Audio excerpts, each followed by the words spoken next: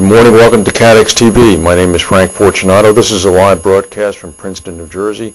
Today is Thursday, January 29th, 2009. It's 11:30 a.m. Eastern Standard Time in the U.S., 4:30 p.m. in London, 9:30 a.m. in Mexico City. If you need to reach us during the broadcast, you can phone in toll-free at 1-866-67-CADX. Overseas, our AOL instant mail address is CADXTV.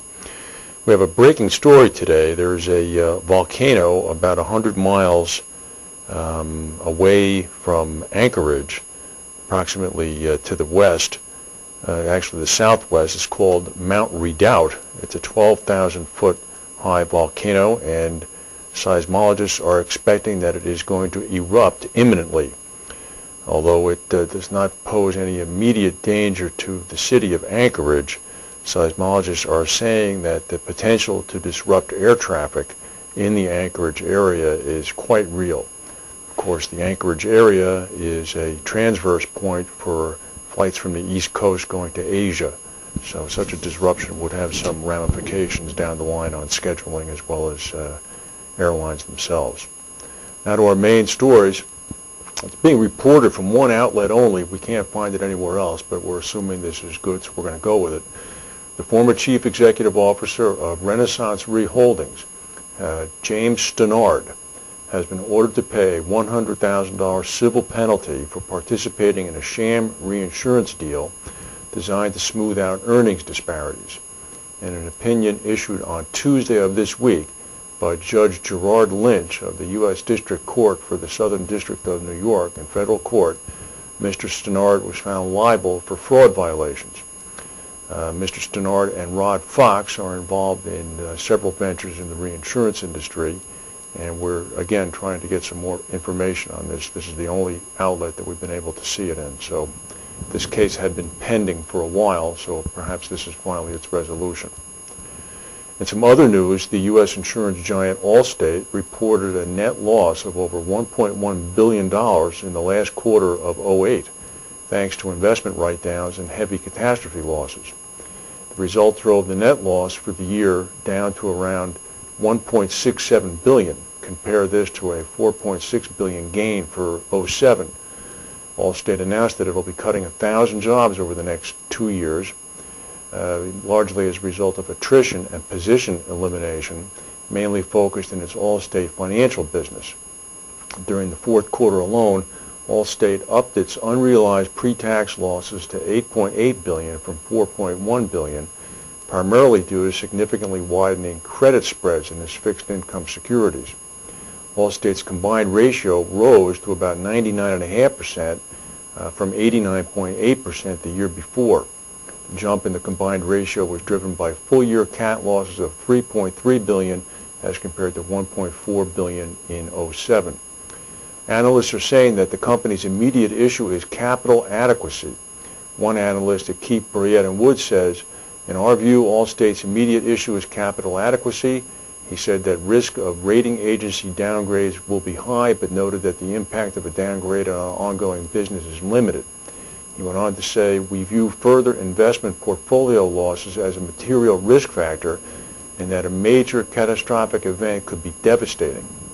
Allstate insists in its press release that it is well capitalized with $12.6 billion in capital.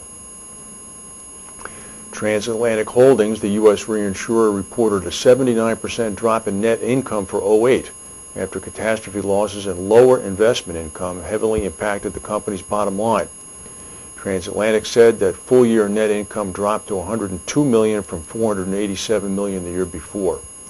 Robert Orlick, the company's chairman, president, and CEO, said 2008 was an extraordinary year. Tumultuous activity in financial and credit markets caused impairment write-downs. Hurricane Ike was one of the costliest industry-wide insured cats in history. Nonetheless, we did generate income, albeit significantly down from our record results in 2007. It's a good point on Mr. Ulrich's part.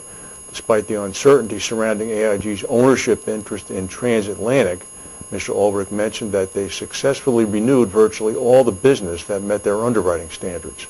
That also is something to be proud of. The group was also hit by $170 million of cat losses, primarily due to Ike. which is the storm that never stops giving, it seems. Everybody keeps coming up with renewed loss estimates. Yesterday we reported about State Farm and the Florida insurance market. Some more fallout down there. There are editorials in local state newspapers saying, well, we're not particularly sorry to see you go. We'll survive without you.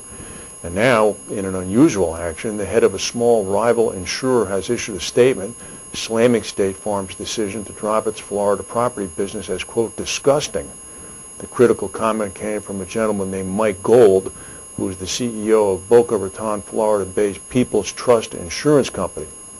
He made that announcement coupled with an announcement that he and Florida insurance officials will shortly unveil a plan to fix the state's insurance market. His comments followed yesterday's State Farm's announcement that they're leaving the state.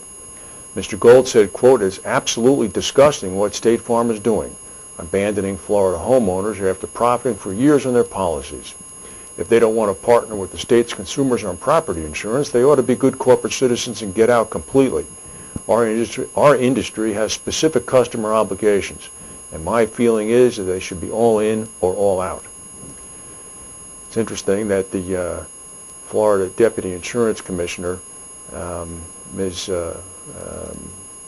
get her name here actually, indicated that she's meeting with Mr. Gold and is going to be having discussions with him about his plan, and said that in fact the plan, if in fact is approved, is going to be quite interesting, and that Mr. Gold is an entrepreneur and has very, very interesting ideas.